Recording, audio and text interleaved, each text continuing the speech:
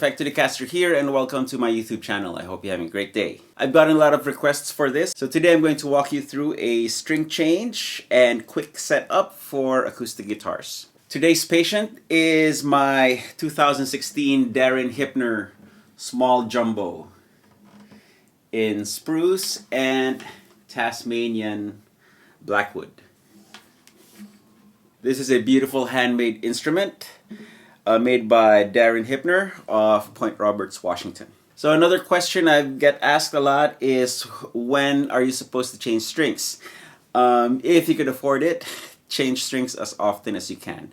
It also depends on how acidic your hands are.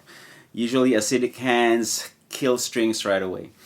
It also depends on which part of the world you live in. If you live in the Philippines, where it's humid all the time and you tend to sweat over your strings, then yes, you need to change strings a little more often. Right here where I live, Los Angeles, California, it's not too humid. It's a little bit on the dry side actually, so I can get away with fewer string changes. Plus my hands don't tend to sweat and I don't think I'm acidic at all. So my strings last me a fairly long time. So before you get started, make sure you have all your materials that you need. Of course, your guitar. You'll need a string winder, either a manual crank one like this, or if you have it, a electronic peg winder such as this one. You need a soft cloth or a rag. Now with the strings off, it's a good time to clean the guitar, especially the hard to reach places where the strings are on. So that's what the rag is for. And I also use a little bit of lemon oil as a cleansing agent. If you don't have lemon oil, you can also use a mineral oil, as long as it's not too thick. And if you don't have any access to any kind of polish, the very least you can do is take a little bit of water, dampen the rag, not sopping wet, just damp, and that will take care of any dirt that's on your guitar. Also keep your tuner handy. And finally, we can't have a string change without a fresh pack of strings. So today I'm going to use these Kurt Mangan coated phosphor bronze acoustic guitar strings, gauge 11 to 52. Generally, I'm not a fan of coated strings, but these Kurt Mangan coated strings sound and feel pretty good, almost like it's uncoated. Okay, here we go. Start with loosening the old strings. So with the strings loose, I like to cut the strings so that the work goes a little faster. Pick a spot over the higher frets of the guitar, over the fretboard, and clip away.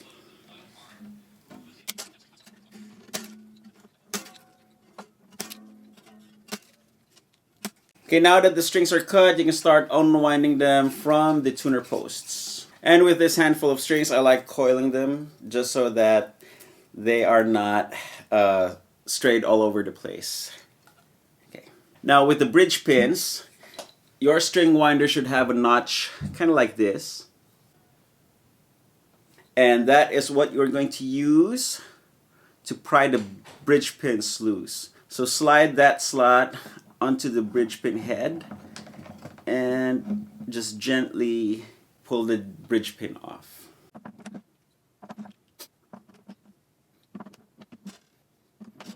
Then from here you can pull the ball end part of the strings out of the bridge. Now with the strings off, this is a good time to check the condition of your guitar, check for any issues. Everything's good, and from there you can start wiping it down. Now, particularly by the headstock, there's a bunch of dust and dirt accumulated there because it's hard to clean this area with the strings on. Same goes for this part by the bridge. I'm going to take a little bit of my lemon oil and just apply it to the finish, not too thick, a little bit on the fretboard as well, and on the headstock.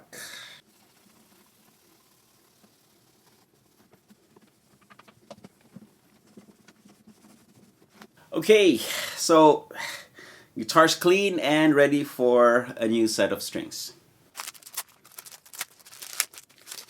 Now take note of the string gauges that you're installing and make sure that it matches to the correct number of strings.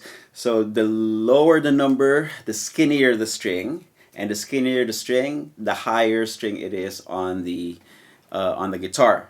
So right now I have 11, 15, 22, 30, 42, and 52. And in order, that is my first string, second string, third string, fourth string, fifth string, and sixth string. Now let's talk about the bridge pin. When installing the strings and the bridge pin back onto the guitar, you do not want the ball end of the string to be at the tip of the bridge pin. If the ball end is at the tip of the bridge pin like this, no matter what you do, as soon as you start tuning up, the string will pull the bridge pin out. Now, the purpose of the bridge pin is actually as a lock. It will lock the ball end part of the string against the bridge plate of the guitar. So as an illustration, let's pretend my finger is the bridge plate of the guitar. You don't want the ball end to be at the end of the bridge pin like this, right? You want to have the ball end of the string against the bridge plate of the guitar. And when you install the bridge pin, it will push it against the bridge plate like this. Now to do that, slip the ball end of the string into the bridge. Put your bridge pin in, but not all the way, all the way in. Now from here, start pulling on your string, and you will feel that it will start catching onto something. Okay. And then from there, push the bridge pin all the way in. Now once the bridge pin and the string is in, give the string a little tug, right?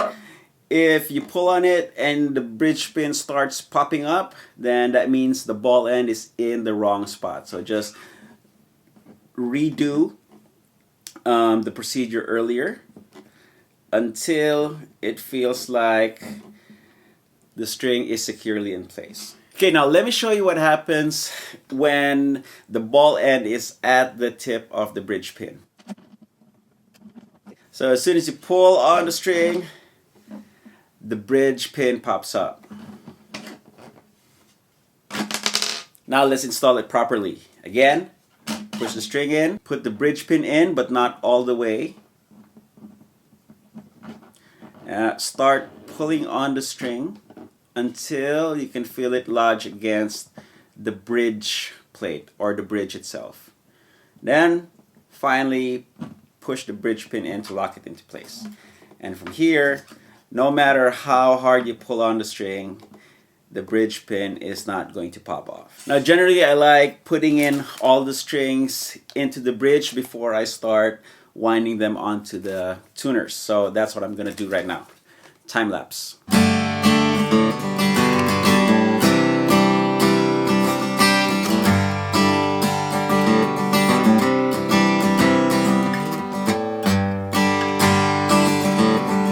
Okay, all the strings are in. Now let's shift our attention to the headstock where we'll be tying our strings onto the tuner posts. Now in attaching the strings to the post, the process is pretty much the same as I do on my electrics. Thread it through the hole, measure 2 tuner posts, that's about 2 inches, and then push it back.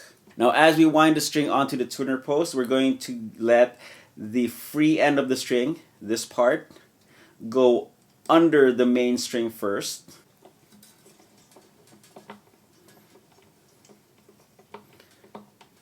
Like so. See, it goes under. And all the other consecutive windings, this free end of the string will now go over the main string. It's also important to keep the windings tight against each other. So you can take your other hand, this hand, and gently tug on the string as you're winding it onto the post. Okay, stop every once in a while, make sure that the windings are tight against each other. And once you lose the slack, you can let the string go. And be careful not to over tighten it. Another thing that you need to watch out for is make sure that you are winding the strings on the insides of the posts, not the outsides. Okay, make sure you're winding on the insides. I also like to be really cautious, so as you're tightening the string, just push a finger against the bridge pin, just in case it does anything funny. Now repeat the process with the rest of the strings. Okay, time-lapse mode again.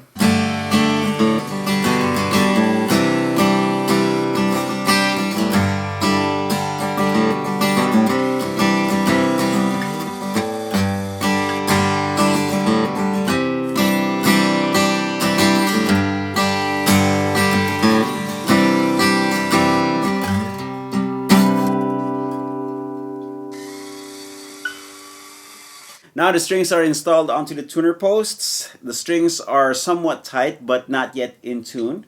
However, I am going to start trimming the excess string lengths.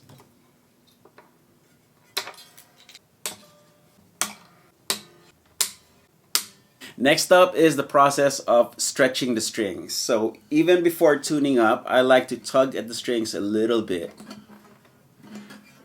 just to get it settled.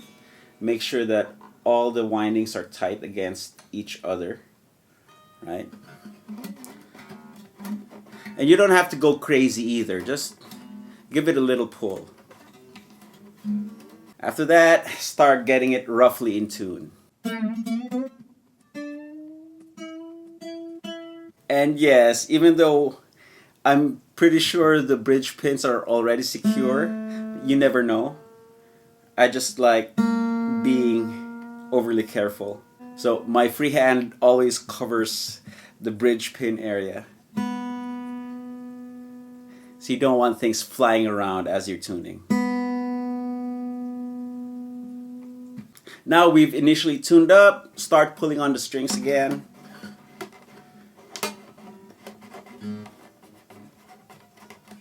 This is kind of like a guitar massage.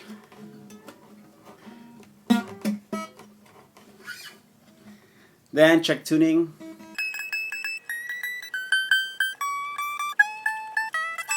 Now time to check her in playing position. Now that you're in playing position, pull on the strings again. Give it some bends, you know, try to stretch them out. And then check for tuning.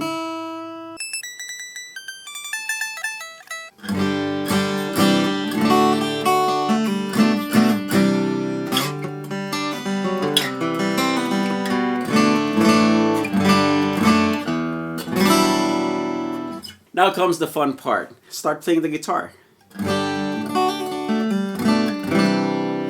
Check for the feel. If you've changed string gauges, if you've gone up or down a string gauge, chances are the neck will move and you'll need to adjust the truss rod. The process of adjusting the truss rod is the same as on an electric. So click on the card above to go watch my adjusting the truss rod video.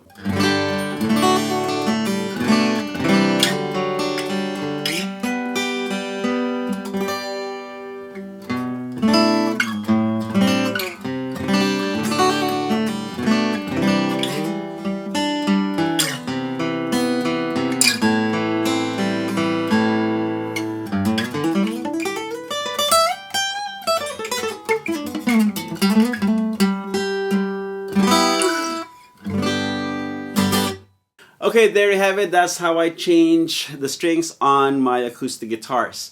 If you found this video helpful, please share it with your friends. If you haven't yet, please subscribe. And let me know what you think in the comments section below. I love hearing from you guys. That's it. Peace, love, good heaven and stuff. I'll see you guys again very soon. I'm going to keep playing my acoustic.